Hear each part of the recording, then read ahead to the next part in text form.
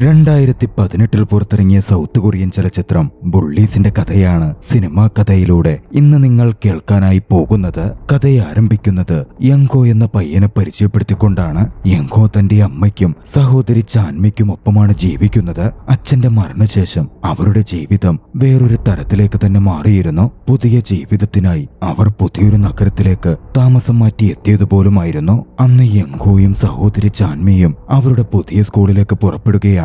സഹോദരനൊപ്പം പോവാതിരിക്കുവാൻ ചാൻമി ആദ്യമേ തന്റെ സ്കൂളിലേക്ക് ഓടിപ്പോയി. അവൾ മറ്റൊരു സ്കൂളിലാണ് പഠിക്കുന്നത്. സ്കൂളിലേക്കുള്ള വഴിയിൽ തന്റെ സ്കൂളിന്റെ അതേ യൂണിഫോം ധരിച്ച 4 ബുള്ളീസ് കുട്ടികൾ ജിൻസു എന്ന ഒരു പാവത്താൻ പയ്യനെ ഉപദ്രവിക്കുന്നതും ബുള്ളി ചെയ്യുന്നതും യങ്ഹോ നോക്കിക്കണ്ടു. പ്രശ്നങ്ങളൊന്നും ഉണ്ടാക്കരുതെന്നും ഫൈറ്റിലൊന്നും പോയി പെടരുതെന്നും അമ്മ പ്രത്യേകിച്ച് അവനെ വാൺ ചെയ്തിരുന്നതാണ്. അതുകൊണ്ട് പ്രശ്നമൊന്നും ഉണ്ടാക്കണ്ടെന്ന് കരുതി ബുള്ളികളെ അവിടെ വിട്ട് യങ്ഹോ നേരെ സ്കൂളിലേക്ക് നടന്നു. ക്ലാസ്സിലെത്തി യങ്ഹോ ഇരിക്കാൻ തുടങ്ങി. ബുള്ളി ചെയ്യപ്പെട്ട് ജിൻസു എന്ന പയ്യന്റെ അടുത്തായിരുന്നു യങ്ഹോയുടെ ഇരിപ്പിടവും ഉണ്ടായത്. ആ സമയം അങ്ങോട്ടേക്ക് പഴയ അതേ ബുള്ളികൾ കയറി വന്നു. യങ്ഹോക്കടുത്ത് തങ്ങളുടെ വഴിയിൽ നിന്നും മാറി നിന്നോളാനും ഇതൊക്കെ റിപ്പോർട്ട് ചെയ്ത് ഹീറോ കളിക്കാൻ വന്ന് വെറുതെ പണി വാങ്ങണ്ട എന്നും അവർ വാൺ ചെയ്തു. ആ ബുള്ളീസിന്റെ നേതാവിന്റെ പേര് കീറ്റെ എന്നാണെന്നും ആ സമയം യങ്ഹോ കേട്ടു. അതവന്റെ ഉള്ളിൽ പെട്ടെന്നൊരു പരിചയത്തിന്റെ ഓർമ്മ ഉണർത്തിയിരുന്നു. തിരികെ വീട്ടിലേക്ക് പോകുന്ന വഴിയിൽ യങ്ഹോ ഒരു ബോക്സിംഗ് ക്ലബ്ബ് കണ്ടു. ബോക്സിംഗ് പഠിക്കാൻ താല്പര്യമുണ്ടായിരുന്ന അവന് അവിടെ ജോയിൻ ചെയ്യണം എന്നുണ്ടായിരുന്നു. അകത്തേക്ക് കയറി ചെന്നപ്പോൾ ആരെയും കാണുന്നില്ല.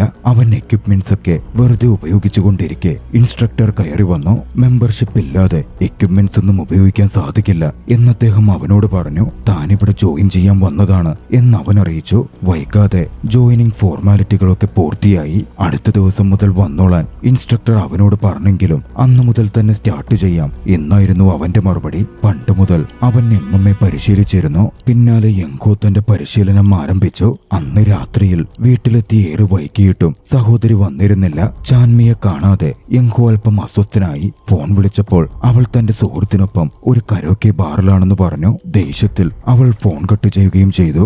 അതോടെ യങ്ഹോ തന്റെ സഹോദരിയെ തിരഞ്ഞിറങ്ങി. യങ്ഹോ തെരുവിലൂടെ പോകുന്ന വഴിയിൽ സ്കൂളിലെ ബുള്ളീസ് ഗ്രൂപ്പിനെ നേരിൽ കണ്ടു. ബുള്ളീസ് തലവൻ കീറ്റെ യങ്ഹോയെ കണ്ടതും അങ്ങോട്ടേക്ക് വിളിച്ച് സംസാരിക്കാൻ തുടങ്ങി. അവന്റെ പേര് ചോദിച്ചപ്പോൾ പാർക്ക് യങ്ഹോ എന്നവൻ പറഞ്ഞതും കീറ്റേക്ക് അവനെ ഓർമ്മ വന്നു. അവരിരുവരും എലമെന്ററി സ്കൂളിൽ ഒന്നിച്ചായിരുന്നു പഠിച്ചിരുന്നത്. അന്ന് കീറ്റയും യങ്ഹോയും സുഹൃത്തുക്കളുമായിരുന്നു. അവരെങ്ങനെ ഈ വലിയ നഗരത്തിലേക്ക് എത്തി എന്ന് കീറ്റെ തിരക്കി. കടം കയറി അച്ഛൻ ആത്മഹത്യ ചെയ്തെന്നും അതിനുശേഷം ഇങ്ങോട്ടേക്ക് മൂവ് ചെയ്യേണ്ടി വരികയായിരുന്നു എന്നും അവൻ മറുപടി പറഞ്ഞു. ഈ ബിസിനസ് ഒക്കെ അല്ലേലും ഇങ്ങനെയാ, വലിയ പ്രശ്നമാ എന്നൊക്കെ ബുള്ളീസുകൾ ഓരോ കമന്റുകൾ പറയാൻ തുടങ്ങി. യങ്ഹോക്ക് അവിടെ ഇരിക്കാൻ തോന്നിയില്ല. തനിക്ക് പണിയുണ്ട് എന്ന് പറഞ്ഞ് യങ്ഹോ അവിടെ നിന്ന് പോന്നു. ശേഷം യങ്ഹോ തന്റെ സഹോദരിയെ കണ്ടു. അവളുടെ കൂടെ അവൾ ഡേറ്റ് ചെയ്യുന്ന പയ്യനുമുണ്ടായിരുന്നു. ചാൻമി ആ പയ്യനെ പറഞ്ഞു വിട്ടു. ശേഷം തന്നെ തിരക്കി വന്നതിന് ചേട്ടനോട് ദേഷ്യപ്പെടുകയും ഉണ്ടായി. ആ പയ്യനെ മര്യാദക്കൊന്ന് കാണാനോ സംസാരിക്കാനോ യങ്ഹോയ്ക്ക് സമയം ലഭിച്ചതുമില്ല.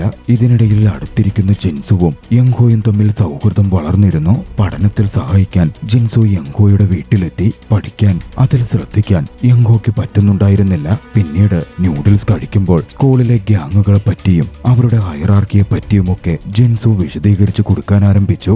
അവരുടെ സ്കൂളിലെ ഏറ്റവും സ്ട്രോങ് ആയ ഗ്യാങ് കീറ്റയുടെ ഗ്യാങ് ആണെന്നായിരുന്നു ജീസു പറഞ്ഞത്. കീറ്റയും സംഘവും സീനിയർ ബുള്ളീസിന്റെ താഴെയാണ് വരികയെന്നും സീനിയർ ബുള്ളീസ് അവരെ ഗൈഡ് ചെയ്യും എന്നും അവൻ കൂട്ടിച്ചേർത്തു. അന്ന് കീറ്റയും സംഘവും കരോക്കെ ബാറിൽ എൻജോയ് ചെയ്തുകൊണ്ടിരിക്കെ സീനിയർ ബുള്ളീസ് അങ്ങോട്ടേക്ക് കടന്നു വന്നു.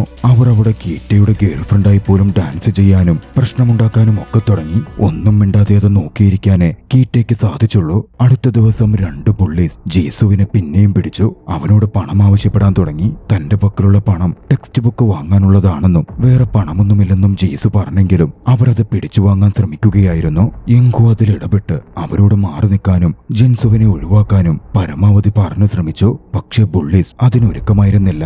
ഒടുവിലവർ യങ്ഹോക്കെതിരെ തിരിഞ്ഞപ്പോൾ യങ്ഹോ അവരെ മർദ്ദിച്ചു തന്നെ അവിടെ നിന്ന് പറഞ്ഞയച്ചു. പിന്നാലെ കീറ്റായി വന്ന് ഇടപെട്ട് യങ്ഹോയോട് സംസാരിച്ചു. പണ്ട് യങ്ഹോയെ കാണുമ്പോൾ ഇങ്ങനെ ആയിരുന്നില്ലല്ലോ, അവൻ മാർഷൽ ആർട്സ് ട്രെയിൻ ചെയ്തിട്ടുണ്ടോ എന്ന് കീറ്റായി തിരക്കി. താൻ MMA ഫൈറ്റർ ആണ് എന്നായിരുന്നു യങ്ഹോയുടെ മറുപടി. പിന്നാലെ തന്റെ പയ്യന്മാരെയും കൂട്ടി കീറ്റായി അവിടെ നിന്ന് പോയി. കീറ്റെ പോയതിനു പിന്നാലെ ക്ലാസ്സിലുണ്ടായിരുന്ന സാങ്കൂൻ എന്ന പയ്യൻ എഴുന്നേറ്റ് വന്ന് യങ്ഹോ ചെയ്ത പ്രവൃത്തിയെ അഭിനന്ദിച്ചു. കീറ്റയും സംഘവുമാകട്ടെ സ്കൂൾ റൂഫ് ടോപ്പിലെത്തി നടന്ന സംഭവങ്ങളെപ്പറ്റി സംസാരിക്കാൻ തുടങ്ങി. യങ്ഹോയുടെ അടികൊണ്ട് പരാജയപ്പെട്ട തന്റെ ഗ്യാങ് മെമ്പേഴ്സിനെ ഓർത്ത് കീറ്റയ്ക്ക് അപമാനം തോന്നിയിരുന്നു. ഗ്യാങ്ങിന്റെ ബലം തിരിച്ചു പിടിക്കുവാൻ യങ്കോയെ എതിരിടണം എന്നൊരു ഗ്യാങ് മെമ്പർ പറഞ്ഞപ്പോൾ കീറ്റെ മിണ്ടാതിരുന്നതേയുള്ളൂ. അന്ന് സ്കൂൾ കഴിഞ്ഞ് യോങ്കോ പുറത്തേക്ക് പോവാൻ നേരം യങ്കോയെ സ്കൂളിന് വെളിയിൽ കാത്തുനിന്ന സാങ്ക്വൻ തന്റെ ഒരു സുഹൃത്ത് ഹാക്സുവിനെ യങ്കോക്ക് പരിചയപ്പെടുത്തി. യങ്കോ ജിൻസുവിനെ രക്ഷപ്പെടുത്താൻ കീറ്റയുടെ ആളുകൾക്കെതിരെ ഫൈറ്റ് ചെയ്ത രീതിയും മറ്റും കേട്ട് ഹാക്സുവിന് യങ്കോയോട് മതിപ്പ് തോന്നിയിരുന്നു. അവർ മൂവരും ശേഷം ഭക്ഷണം കഴിക്കുവാൻ പോയി. ആ സമയം പാവം പയ്യന്മാരെ കീറ്റയും സംഘവും ബുള്ളി ചെയ്യുന്നതിനെ പറ്റിയും മറ്റും അവർ വിശദമായി പറഞ്ഞു. അവിടെ നിന്നും അവർ പോയത് യങ്കോയുടെ ജിമ്മിലേക്കായിരുന്നു. അവിടെ വെച്ച് സംസാരിക്കുമ്പോൾ ബുള്ളിയായ കീറ്റയോർത്ത് സത്യത്തിൽ തനിക്കൊരു ഭയമുണ്ട്, പണ്ട് തൊട്ടേ അവൻ ഇതുപോലായിരുന്നു എന്ന് യങ്കോ അഭിപ്രായം പറഞ്ഞു. യങ്കോ എന്തിനു ഭയപ്പെടണം, യങ്കോ വീക്കൊന്നുമല്ലല്ലോ, സ്ട്രോങ് ആയിട്ടുള്ള വ്യക്തിയല്ലേ എന്നായിരുന്നു ഹാക്സുവും സാങ്വോനും മറുപടി പറഞ്ഞത്. അടുത്ത ദിവസം സ്കൂൾ റൂഫ് ടോപ്പിൽ സീനിയർ ബുള്ളീസും നേതാവ് ചൻഗില്ലും എത്തിയിരുന്നു. കഴിഞ്ഞ കുറച്ചു നാളുകളായി കീറ്റയുടെ ബുള്ളി സംഘത്തിനടുത്ത് നിന്ന് കുറഞ്ഞ പണമാണ് വരുന്നത് എന്ന് പറഞ്ഞ് ചൻഗിൽ കീറ്റയെയും സംഘത്തെയും മർദ്ദിക്കാൻ ആരംഭിച്ചു. സ്കൂൾ ബോർഡിനടുത്ത് തങ്ങളുടെ ആക്ടിവിറ്റികൾ റിപ്പോർട്ട് ചെയ്യപ്പെട്ടിട്ടുണ്ടെന്നും അതുകൊണ്ടാണ് പണം കുറഞ്ഞു പോയത് എന്നും കീറ്റെ പറയാൻ ശ്രമിച്ചു. പക്ഷേ ചൻഗിലിനാകട്ടെ യാതൊന്നും പ്രശ്നമായിരുന്നില്ല. അവൻ കീറ്റയെ പരമാവധി പുച്ഛിച്ചു. അന്ന് സ്കൂള് കഴിഞ്ഞ് യങ്കോ അമ്മയുടെ ജോലി സ്ഥലത്തേക്ക് പോയി. അവിടെ ചെന്ന് അവൻ കണ്ടത് ഭക്ഷണം കഴിക്കാനെത്തിയ കുറച്ചുപേർ അമ്മയെ മോശം രീതിയിൽ വശീകരിക്കാൻ ശ്രമിക്കുന്നതുമൊക്കെയായിരുന്നു. യങ്കോക്ക് അവരെ തല്ലി ശരിയാക്കണം എന്ന് തോന്നി. പക്ഷേ ആരെയും തല്ലില്ലെന്ന് അമ്മയ്ക്ക് വാക്കുകൊടുത്തതാണ്. അതുകൊണ്ട് പ്രശ്നത്തിൽ പെടാതെ മാറി നിൽക്കുവാൻ തൽക്കാലത്തേക്ക് അവൻ തീരുമാനിച്ചു. നേരെ ജിമ്മിൽ പോയി അവൻ തന്റെ ഫ്രസ്ട്രേഷൻ മുഴുവൻ ട്രെയിനിങ് ചെയ്ത് തീർത്തു. അവിടെ നിന്ന് പോരുമ്പോൾ കീറ്റയുടെ ഗേൾഫ്രണ്ട് ഹേജിൻ ഒരു മോട്ടലിന്റെ മുമ്പിൽ നിൽക്കുന്നത് അവൻ കണ്ടു. ഒരു സീനിയർ അവളെ ഫണ്ണിനായി ഇൻവൈറ്റ് ചെയ്തിരുന്നു. പക്ഷേ അവളത് നിരാകരിച്ചു. യങ്കോ അത് നോക്കി കണ്ടെങ്കിലും അതിലൊന്നും ഇടപെടാതെ അവൻ മുമ്പോട്ട് നടന്നു. സീനിയറിനെ ഒഴിവാക്കി ഹേജിൻ ഓടി യങ്കോയുടെ അടുത്തേക്കെത്തി. നീ എന്താ എന്നെ സഹായിക്കാതിരുന്നത് എന്ന് അവനോട് ചോദിച്ചു. യങ്കോ മിണ്ടാതെ നടന്നതേയുള്ളൂ. പോകുന്ന വഴിയിൽ തന്റെ സഹോദരി ചാൻമിയോട് ഒരു പയ്യൻ രൂക്ഷമായി സംസാരിക്കുന്നത് അവൻ കണ്ടു. രണ്ടാമതൊന്നും ആലോചിക്കാതെ യങ്കോ ആ പയ്യനെ അടിച്ചു. അപ്പോഴാണ് മനസ്സിലാകുന്നത് ആ പയ്യൻ അവളുടെ ബോയ് ഫ്രണ്ടാണ്. ചാൻമിയുടൻ യങ്കോയെ തടഞ്ഞു. തല്ലുകൊണ്ട പയ്യനാകട്ടെ യങ്കോയോട് ദേഷ്യപ്പെട്ട് അവിടെ നിന്ന് പോയി. അടുത്ത ദിവസം സ്കൂളിലാകട്ടെ കീറ്റയും സംഘവും തങ്ങളുടെ ബുള്ളിയിങ് തുടർന്നു വന്നുകൊണ്ടിരുന്നു. യങ്കോയും കൂട്ടുകാരും സ്കൂൾ ബാക്ക്യാർഡിൽ അന്ന് സിഗരറ്റ് വലിക്കുവാൻ പോയി. ആ സമയം യങ്ചുൻ ഹൈസ്കൂളിലെ ജുങ്ങിൽ എന്ന പയ്യനെ പറ്റി യങ്കോ തന്റെ കൂട്ടുകാരോട് ചോദിച്ചു. ജുങ്ങിൽ ആ സ്കൂളിലെ ഒരു പ്രധാന ബുള്ളീസിൽ ഒരാളാണെന്നായിരുന്നു ഹാക്സോ മറുപടി പറഞ്ഞത്. ജുങ്ങിൽ തന്റെ സഹോദരിയുടെ കാമുകനാണെന്നും അവനെ തലേന്ന് താൻ തല്ലിയ കാര്യവും യങ്കോ കൂട്ടുകാരോട് പറഞ്ഞു. യങ്കോയുടെ ധൈര്യം കണ്ട് ഹാക്സോയും സാങ്വോനും അതിശയിച്ചിരുന്നു. അന്ന് വൈകിട്ട് യങ്കോ സ്കൂൾ കഴിഞ്ഞ് പോയപ്പോൾ ഹേമിനും യങ്കോയുടെ കൂടെ നടന്നു. തന്റെ കൂടെ ഒരു പട്ടിയെ കാണാൻ വരുന്നു എന്ന് ഹേമിൻ ചോദിച്ചെങ്കിലും യങ്കോ അതിന് തയ്യാറായില്ല. മുമ്പിലേക്ക് നടക്കുമ്പോൾ കീറ്റയും സംഘവും അവർക്കെതിരെ വന്നു. കീറ്റെ ഹേജിനെ ഷൗട്ട് ചെയ്തു വിളിച്ചു. ഹേജിൻ കീറ്റയുടെ അടുത്തെത്തിയതും ബലമായി അവൻ അവളെ ചുംബിച്ചു. ഹേജിൻ തന്റെ കാമുകിയാണെന്ന് യങ്കോയെ ബോധ്യപ്പെടുത്തലായിരുന്നു കീറ്റയുടെ ശ്രമം. പക്ഷേ യങ്കോക്കാകട്ടെ അതൊന്നും വിജയമേ ആയിരുന്നില്ല. അതിനൊന്നും കാര്യമായി മൈൻഡ് പോലും കൊടുക്കാതെ അവൻ മുന്നോട്ട് നടന്നു നീങ്ങി. അടുത്ത ദിവസം കുട്ടികളിൽ നിന്ന് പിരിച്ചെടുത്ത പണത്തിന്റെ വലിയൊരു പങ്ക് കീറ്റെ സീനിയർ പുള്ളി ചങ്കിലിന് കൈമാറി. പണം സ്വീകരിച്ച സമയം ചങ്കിൽ സാങ്കി എന്ന ചങ്കിലിന്റെയും ബോസിനെ പറ്റി പറഞ്ഞു. അന്ന് ക്ലാസ് കഴിഞ്ഞ് പോകുന്ന വഴിയിൽ യങ്കോയെ യങ്ജിൻ ഹൈസ്കൂളിലെ ബുള്ളീസ് കുട്ടികൾ എതിരിടാൻ വന്നു. ജുങ്ങിൽ നിന്ന് തങ്ങളുടെ കൂട്ടുകാരനെ യങ്കോ മർദ്ദിച്ചതുമായി ബന്ധപ്പെട്ട് പകരം ചോദിക്കാനായിരുന്നു അവർ എത്തിയത്. അവർ തമ്മിൽ വലിയ ഫൈറ്റ് തന്നെയുണ്ടായി. 3 പേർ ഒന്നിച്ച് എതിരിട്ടതിനാൽ യങ്കോയ്ക്ക് പിടിച്ചു നിൽക്കൽ അത്ര എളുപ്പമായിരുന്നില്ല. ഭാഗ്യവശാൽ കൃത്യസമയത്ത് സാങ്വോനും ഹാക്സുവും അങ്ങോട്ടേക്ക് വന്നു. അവർ മൂവരും ചേർന്ന് എതിരാളികൾക്കെതിരെ ഫൈറ്റ് ചെയ്യുകയും ഒടുവിൽ അതിൽ വിജയം നേടുകയും ചെയ്തു. അന്ന് നടന്ന ആ സംഭവത്തിന് പിന്നാലെ കൂടുതൽ കരുത്തു നേടണം എന്ന ആഗ്രഹം യങ്കോയുടെ മനസ്സിൽ വളർന്നു വന്നു. അവൻ കൂടുതലായി ട്രെയിൻ ചെയ്യാൻ ആരംഭിച്ചു. ബുള്ളീസിനെ എതിരിടാൻ വേണ്ടി എത്രത്തോളം സ്ട്രോങ് ആവാൻ പറ്റുമോ അത്രത്തോളം ആക്കുവാൻ അവൻ കഠിന പരിശ്രമം തന്നെ ചെയ്തു. ഇതിനിടയിൽ യങ്കോയും തന്റെ കൂട്ടുകാരും തമ്മിൽ കൂടുതൽ സൗഹൃദവും വളർന്നു വന്നു. യങ്കോ, ഹാക്സോ, സാങ്വോൻ, ജിൻസു അവരൊരു ഗ്യാങ്ങായി മാറി. ഒരു ദിവസം അവരൊന്നിച്ച് ഭക്ഷണം കഴിച്ചുകൊണ്ടിരിക്കെ കീറ്റയും സംഘവും അങ്ങോട്ടേക്ക് വന്നു. ബുള്ളീസിനെതിരെയുള്ള പ്രവർത്തനം കൊണ്ട് യങ്കോയ്ക്ക് കുറച്ച് പ്രസിദ്ധിയൊക്കെ ലഭിക്കുന്നുണ്ടായിരുന്നു. അത് കീറ്റയ്ക്ക് ഇഷ്ടപ്പെട്ടിരുന്നില്ല. അതിനെതിരെ സംസാരിക്കുകയായിരുന്നു കീറ്റെ വന്നു ചെയ്തത്. സാങ്കോ അത് ചോദ്യം ചെയ്തതും ദേഷ്യത്തിൽ കീറ്റെ സാങ്കോക്കെതിരെ ഒരു ബോട്ടിൽ വലിച്ചെറിഞ്ഞു. വെറുതെ ഒരു പ്രശ്നം ഉണ്ടാവാതിരിക്കുവാൻ യങ്കോ തന്റെ കൂട്ടുകാരെയും കൂട്ടി അവിടെ നിന്ന് പോന്നു. ശേഷം കീറ്റയുടെ ഈ അക്രമവും ബുള്ളിയിങ്ങുമൊക്കെ അവസാനിപ്പിക്കാൻ എന്തു വേണമെന്നവർ ഡിസ്കസ് ചെയ്തു. യങ്കോയോട് കീറ്റയെ ആക്രമിച്ച് പരാജയപ്പെടുത്തി അവരുടെ മേൽക്കോയ്മ ഇല്ലാതാക്കിയാൽ മതി എന്ന് ഹാക്സു പറഞ്ഞു. പക്ഷേ യങ്കോ അതിന് മറുപടിയൊന്നും പറഞ്ഞില്ല. കുറച്ചു കഴിഞ്ഞ് കൂട്ടുകാരോട് യാത്ര പറഞ്ഞവൻ പോവുകയും ചെയ്തു. അന്ന് തിരികെ പോരുമ്പോൾ വീണ്ടും യങ്കോയും ഹേജിനും കണ്ടു. ഹേജിൻ അവനെ ഭക്ഷണം കഴിക്കാൻ ക്ഷണിച്ചു. ഇരുവരും ഭക്ഷണം കഴിച്ചു. ഹേജിനെ യങ്കോ തന്നെ വീട്ടിൽ കൊണ്ടുപോയി ഡ്രോപ്പ് ചെയ്തു. പോരാൻ നേരം ഹേജിൻ യങ്കോയെ ചുംബിച്ചു. യങ്കോയെ തനിക്ക് ഇഷ്ടപ്പെട്ടു വരുന്നു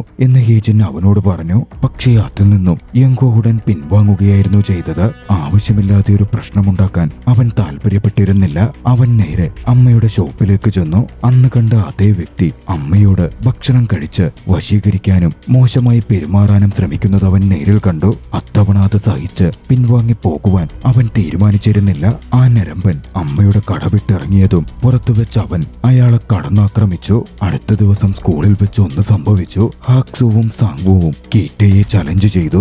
അവർ തമ്മിലുള്ള ഫൈറ്റിന് മുമ്പ് കീറ്റയ്ക്ക് കാമുകി ഹേജിനിന്റെ അടുത്തു നിന്ന് ഒരു ഫോൺ കോളും ലഭിച്ചിരുന്നു. അവനോട് ബ്രേക്കപ്പ് പറഞ്ഞുകൊണ്ടുള്ള ഫോൺ കോളായിരുന്നു അത്. അതിന്റെ രോഷത്തിൽ നിന്നിരുന്ന കീറ്റെ ഹാക്സോക്കും സാങ്വോക്കും എതിരെ ശക്തമായി പോരടിച്ചു. ശേഷം കീറ്റയുടെ ഗ്രൂപ്പ് ഒന്നടങ്കം ചേർന്ന് അവരെ വലിയ തോതിൽ മർദ്ദിച്ചു. പിന്നീട് യങ്കോ എത്തി പരിക്കുപറ്റി അവരെ കണ്ടതും എന്താ സംഭവിച്ചതെന്ന് അവരോട് തിരക്കി. ചോദിക്കാതെ തന്നെ അത് നീ മനസ്സിലാക്കണമായിരുന്നു, അറിയണമായിരുന്നു എന്നായിരുന്നു ഹാക്സോവിന്റെ മറുപടി. കീറ്റയെ ആക്രമിക്കുന്ന കാര്യം പറഞ്ഞപ്പോൾ യങ്കോ മിണ്ടാതെ പോയത് എന്താണെന്നും അവന് കീറ്റയെ ഭയമാണോ എന്നും പിന്നാലെ ഹാക്സോ ചോദിച്ചു. വൈകാതെ അതുകൂടി സംഭവിച്ചു. കീറ്റയും സംഘവും വീണ്ടും ജിൻസുവിനെ വലിയ തോതിൽ ആക്രമിച്ചു. സാരമായ പരിക്കുപറ്റിയിരുന്ന അവൻ ആശുപത്രിയിൽ അഡ്മിറ്റായി. വിവരമറിഞ്ഞ് യങ്കോയും കൂട്ടുകാരും ജിൻസുവിനെ കാണാനെത്തി. അവന്റെ ആ അവസ്ഥ അവർക്ക് സഹിക്കാൻ പറ്റുന്നതായിരുന്നില്ല.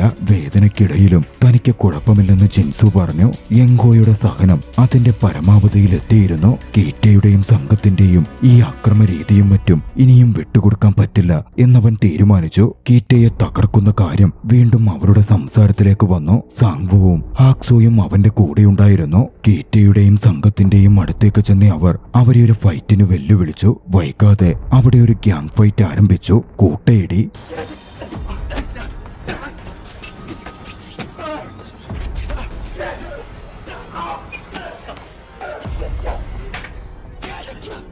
തങ്ങളുടെ പരമാവധി ശക്തിയിൽ ഫൈറ്റ് ചെയ്ത് യങ്കോയും സംഘവും കീറ്റയെയും ഗ്യാങ്ങിനെയും പരാജയപ്പെടുത്തി. അതോടെ അത് വലിയൊരു പ്രശ്നത്തിന് തുടക്കം കുറിക്കുകയായിരുന്നു. തന്റെ കീഴിലുള്ള ഗ്യാങ് മെമ്പേഴ്സ് പരാജയപ്പെട്ടതോടെ അത് സീനിയർ ബുള്ളി ചൺകുളിനെ വലിയ തോതിൽ രോഷം കൊള്ളിച്ചിരുന്നു. അവർ യങ്കോയെ കൈകാര്യം ചെയ്യുവാൻ അന്വേഷിക്കാൻ ആരംഭിച്ചു. ഇതേ സമയം യങ്കോയും കൂട്ടുകാരുമാണെങ്കിൽ ഒരിടത്തിരുന്ന് സിഗരറ്റ് വലിക്കുകയായിരുന്നു. യങ്കോയെ ബുള്ളീസ് ഭയപ്പെടാൻ തുടങ്ങി. കൂട്ടുകാർ ബഹുമാനിക്കാനും ജിൻസു ഓടി വന്ന് അവരുടെ അടുക്കൽ ചൺകുളിന്റെ ആളുകൾ അവരെ അന്വേഷിക്കുന്നു എന്ന് പറഞ്ഞു. യങ്കോയ്ക്കും കൂട്ടുകാർക്കും ഭയം തോന്നിയിരുന്നില്ല.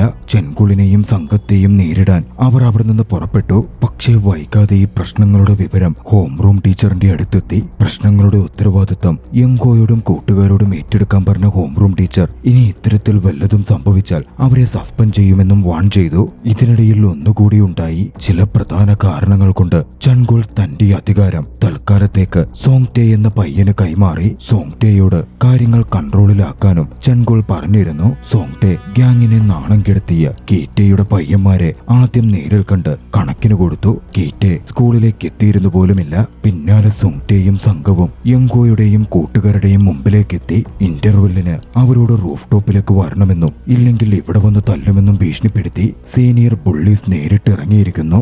യങ്കോയും സംഘവും സുങ്ടെയെ മീറ്റ് ചെയ്യുവാൻ റൂഫ് ടോപ്പിലേക്ക് ചെന്നു. പക്ഷേ അവിടെ എത്തിയതും സുങ്ടെ മറ്റൊന്നായിരുന്നു പറഞ്ഞത്. ഫൈറ്റിന് പകരം യങ്കോയോട് തങ്ങളുടെ ഗ്യാങ്ങിൽ ജോയിൻ ചെയ്യാൻ സുങ്ടെ ആവശ്യപ്പെട്ടു. പക്ഷേ ആരുടെയും അടിമയായി നിൽക്കുവാൻ യങ്കോയ്ക്ക് താല്പര്യമുണ്ടായിരുന്നില്ല. ബുള്ളിയാക്കുവാനും അവൻ ഇഷ്ടപ്പെട്ടില്ല. ഉടനടി അവനത് നിരാകരിച്ചു. സുങ്ടെയുടെ ഭീഷണിയും നിലനിൽക്കുന്നുണ്ട്. അന്ന് ക്യാൻറ്റീനിൽ വെച്ച് സുങ്ടെക്കെതിരെ എന്തു ചെയ്യണം എന്നവർ ഡിസ്കസ് ചെയ്തു. അന്ന് വൈകിട്ട് യങ്കോ ജിമ്മിൽ പോയി വരുന്ന വഴിയിൽ കുറച്ച് പെൺകുട്ടികൾ ഒന്നിച്ചിരുന്ന് സിഗരറ്റ് വലിക്കുന്നുണ്ടായിരുന്നു. ആ സ്കൂൾ കുട്ടികളിൽ ഒരാൾക്ക് യങ്കോയെ ഇഷ്ടപ്പെട്ടു. പക്ഷേ പക്ഷേ യങ്കോ നോക്കിയിരുന്ന അവളെ അവഗണിച്ച് അവിടെ നിന്ന് മുമ്പോട്ട് നടന്നു. മറ്റൊരു വശത്ത് വേറൊരു പ്രശ്നം അരങ്ങേറുകയായിരുന്നു. ബില്ലിയാർഡ് കളിക്കുന്നിടത്തെത്തിയ ചാങ്കോ എന്ന പയ്യൻ അവിടുണ്ടായിരുന്ന ഹൈസ്കൂൾ സ്റ്റുഡൻസിനോട് വാക്കുതർക്കത്തിൽ ഏർപ്പെട്ടു. ഹൈസ്കൂൾ സ്റ്റുഡൻസ് അവനെ തല്ലാൻ വന്നതും ചാങ്കോ തിരിച്ചടിച്ചു. പിന്നാലെയായിരുന്നു അങ്ങോട്ടേക്ക് സുങ്ടെ വരുന്നത്. സുങ്ടെയുടെ പയ്യന്മാരെയായിരുന്നു ചാങ്കോ മർദ്ദിച്ചത്. അതോടെ സുങ്ടെ ചാങ്കോയെ നല്ല രീതിയിൽ മർദ്ദിച്ചു. വൈകാതെ സ്കൂളിലേക്ക് പുതിയൊരു പയ്യനും എത്തി. ഡേച്ചാൻ എന്നായിരുന്നു അവന്റെ പേര്. ഫസ്റ്റ് ഡേ തന്നെ ഡേച്ചാൻ ഹാക്സുവുമായി കൂട്ടിമുട്ടി. പക്ഷേ ഹാക്സുവിനോട് ക്ഷമ പോലും ചോദിക്കാതെ മുമ്പോട്ട് നടക്കുകയായിരുന്നു ഡേച്ചാൻ ചെയ്തത്. ഹാക്സുവിനെ അത് ദേഷ്യം പിടിപ്പിച്ചു. ഡേച്ചാനെ ചോദ്യം ചെയ്ത് മർദ്ദിക്കുവാൻ ഹാക്സു ഡേച്ചാന്റെ അടുത്തേക്ക് ചെന്നു. പക്ഷേ യങ്കോ അതിൽ ഇടപെട്ട് കലഹമില്ലാതാക്കി. അന്ന് സ്കൂൾ കഴിഞ്ഞു വരികയായിരുന്ന യങ്കോ ഒരു കാഴ്ച കണ്ടു. മുമ്പ് സിഗരറ്റ് വലിച്ച് അവനെ നോക്കിക്കൊണ്ടിരുന്ന സ്കൂൾ പെൺകുട്ടി ആ പെൺകുട്ടിയെ ഒരാൾ ഉപദ്രവിക്കാൻ ശ്രമിക്കുന്നു. മിൻചുൻ അയാളെ ഡേറ്റ് ചെയ്യാമെന്ന് പറഞ്ഞ് അയാളിൽ നിന്ന് പണം വാങ്ങിയിരുന്നു. പക്ഷേ അയാൾ പരിധി കടന്നപ്പോൾ അവൾ ഇറങ്ങി ഓടിയതുമായിരുന്നു. യങ്കോ അവളെ സഹായിച്ചു. പ്രശ്നക്കാരനായ വ്യക്തിയെ പറഞ്ഞുവിട്ട ശേഷം മിൻജോയോട് കാര്യങ്ങളിലൊക്കെ കൂടുതൽ സൂക്ഷിക്കണം എന്ന് വാൺ ചെയ്തു. മിൻജുൻ യങ്കോയോട് നന്ദി പറഞ്ഞു. അടുത്ത ദിവസം മിൻജും തന്റെ കൂട്ടുകാരോട് യങ്കോ തന്നെ സഹായിച്ച കാര്യം അറിയിച്ചു. അവനെ തനിക്ക് ഇഷ്ടമായെന്നും അവനെ കൂടുതൽ അറിയണമെന്നുണ്ടെന്നും അവൾ കൂട്ടിച്ചേർത്തു. അന്ന് വൈകുന്നേരം യങ്കോ സ്കൂൾ വിട്ടു വരുന്ന വഴിയിൽ മിൻജുൻ യങ്കോയെ കാത്തുനിന്നു. തനിക്ക് അവനെ ഇഷ്ടമാണ്, ഡേറ്റ് ചെയ്യാൻ താല്പര്യമുണ്ട് എന്ന കാര്യം അവനോട് തുറന്നു പറഞ്ഞു. പെട്ടെന്നുള്ള പ്രപ്പോസൽ കേട്ട് എന്ത് ചെയ്യണമെന്നറിയാതെ യങ്കോ എന്ന് പകച്ചെങ്കിലും പിന്നീട് അവനതിന് ഓക്കെ പറഞ്ഞു. അവരിരുവരും അന്നത്തെ ദിവസം മുഴുവൻ ഡേറ്റ് ചെയ്തു. രാത്രിയിൽ യാത്ര പറഞ്ഞ് പിരിയാൻ നേരം യങ്കോയുടെ സഹോദരി ചാൻമി അവരെ ഇരുവരെയും കണ്ടിരുന്നു. അത് കണ്ട് ചാൻമി യങ്കോയെ കളിയാക്കി. ചെറുപ്പം തൊട്ടേ പെൺകുട്ടികളുമായി യങ്കോ ഒട്ടും ഇടപഴകിയിരുന്നില്ല. അതൊക്കെ വെച്ചിട്ടായിരുന്നു അവൾ കളിയാക്കിയത്. സുൻടെ തന്റെ ബുള്ളിയിങ് തുടർന്നു കൊണ്ടുവന്നു പോന്നു. ഒരു പാവത്താൻ പയ്യൻ ജുങ്കോ ആയിരുന്നു അവരുടെ പ്രധാന ഇര. അന്ന് ബസ് സ്റ്റോപ്പിൽ വെച്ച് ആ പയ്യനെ ക്രൂരമായി മർദ്ദിച്ച് സുങ്ടെയുടെ ശിങ്കടികൾ പണം പിരിക്കാൻ ശ്രമിച്ചു. ആ സമയമായിരുന്നു ഡേച്ചാൻ ആ വഴി വന്നത്. ബുള്ളീസ് കുട്ടികളോട് ആ പയ്യനെ വെറുതെ വിട്ടു പോകുവാൻ ഡേച്ചാൻ പറഞ്ഞെങ്കിലും അവരതിന് തയ്യാറായില്ല. ഡേച്ചാനെതിരെ അവർ ഫൈറ്റ് ചെയ്യാൻ ശ്രമിച്ചതും ഡേച്ചാൻ തിരിച്ചടിച്ചു. സുങ്ടെയുടെ പയ്യന്മാരെ മുഴുവൻ ഡേച്ചാൻ ഒറ്റയ്ക്ക് നിന്നിടിച്ച് താഴെയിട്ടു. വിവരം സുങ്ടെയുടെ അടുത്തെത്തിയതും സുങ്ടെയുടെ ദേഷ്യം ആളെ കത്തിയിരുന്നു. തന്റെ ഗ്യാങ് മെമ്പേഴ്സിനെ വീണ്ടും തോറ്റിട്ടു വന്നതിന്റെ പേരിൽ സുങ്ടെ വലിയ തോതിൽ മർദ്ദിച്ചു. ഇതിനൊക്കത്തിനും പകരം ചോദിക്കണം എന്ന് പറഞ്ഞ് സുങ്ടെ അവിടെ നിന്ന് പോന്നു. യങ്കോയും കൂട്ടുകാരും ക്യാൻറ്റീനിലിരുന്ന് സംസാരിക്കുകയായിരുന്നു. സംസാരിക്കുമ്പോൾ സാങ്വോൺ ഒരു സജഷൻ മുമ്പിലേക്ക് വെച്ചു. ബുള്ളിയിങ് അനുഭവിക്കുന്ന പാവം കുട്ടികളെ സംരക്ഷിക്കാൻ ഒരു ആന്റി ബുള്ളിയിങ് സ്ക്വാഡ് ഉണ്ടാക്കാം എന്നായിരുന്നു അത്. യങ്കോക്കും അത് ഉചിതമായി തോന്നി. ആ പ്രപ്പോസൽ യങ്കോ അംഗീകരിച്ചു. ഇതേസമയം സംഗ്ടെയും സംഘവുമാകട്ടെ നേരത്തെ അവർ ബുള്ളി ചെയ്തപ്പോൾ ഒരാൾ വന്ന് അവനെ സപ്പോർട്ട് ചെയ്തല്ലോ, അതാരെന്ന് ചോദിച്ച് ബുള്ളി ചെയ്ത പയ്യനെ ഇടിക്കാൻ ചെല്ലുകയായിരുന്നു. ആ സമയം അങ്ങോട്ടേക്ക് അവർ അന്വേഷിച്ചുകൊണ്ടിരുന്ന ഡേച്ചാൻ കടന്നു വന്നു. ഡേച്ചാനെ കണ്ടതും സംഗ്ടെ ഒന്ന് ഞെട്ടിയിരുന്നു. മുമ്പ് ഡേച്ചാനും സംഗ്ടെയും സുഹൃത്തുക്കളായിരുന്നു. അവർ ഒരു ഗ്യാങ് മെമ്പേഴ്സുമായിരുന്നു. അവർ ഒന്നിച്ചുണ്ടായിരുന്ന സമയം മറ്റൊരു സ്കൂളിലെ കുട്ടികളുമായി ഒരു ഗ്യാങ് വാർ ഉണ്ടായി. വലിയ തോതിൽ അവരൊന്നിച്ച് ഫൈറ്റിലും ഇടപെട്ടു. ആ ഫൈറ്റിൽ ഡേച്ചാന്റെ കാലിന് പരിക്ക് പറ്റിയിരുന്നു. വിവരമറിഞ്ഞ് പോലീസ് സംഘം അങ്ങോട്ടേക്ക് എത്താനും ആരംഭിച്ചു. പോലീസിന്റെ വരവ് കണ്ട് സംഗ്ടെയും മറ്റുള്ളവരും ഓടി രക്ഷപ്പെട്ടപ്പോൾ ഡേച്ചാൻ ഓടാൻ സാധിച്ചില്ല. ഡേച്ചാൻ പോലീസിനാൽ അറസ്റ്റ് ചെയ്യപ്പെട്ടു. സ്കൂളിൽ നിന്ന് സസ്പെൻഡും ചെയ്യപ്പെടുകയായിരുന്നു.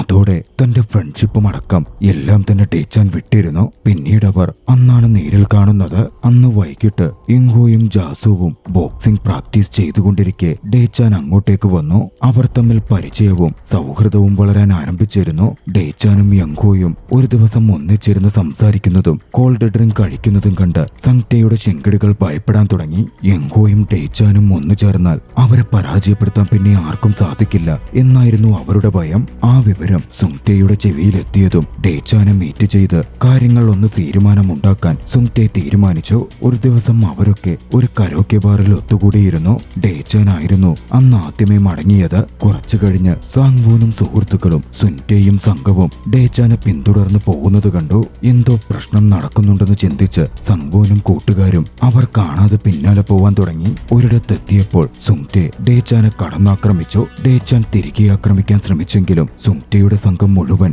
ചേർന്ന് ഡേച്ചാനെ ആക്രമിച്ചതുകൊണ്ട് ഒറ്റയ്ക്ക് പിടിച്ചു നിൽക്കാൻ സാധിക്കുന്നുണ്ടായിരുന്നില്ല. ഭാഗ്യത്തിന് സാങ്വൂനും സംഘവും കൃത്യസമയം എത്തിച്ചേർന്നു. ഡേച്ചാനെ സപ്പോർട്ട് ചെയ്ത് സുങ്ടെക്കെതിരെ അവരും ഫൈറ്റിൽ കൂടി. പക്ഷേ അപ്പോഴും സുങ്ടെക്കും സംഘത്തിനുമൊപ്പം പിടിച്ചു നിൽക്കുവാൻ അവർക്കും സാധിച്ചില്ല. ഭാഗ്യത്തിന് ജിൻസു അവിടെ നിന്ന് ഒരു ഗ്യാപ്പിൽ എഴുന്നേറ്റോടി. അവൻ ഓടിച്ചെന്നത് യങ്ഹോയുടെ അടുത്തേക്കായിരുന്നു. കാര്യമറിഞ്ഞതും യങ്ഹോ പ്രശ്നം നടക്കുന്നിടത്തേക്ക് പാഞ്ഞെടുത്തു. വലിയൊരു ഫൈറ്റ് തന്നെ നടന്നു.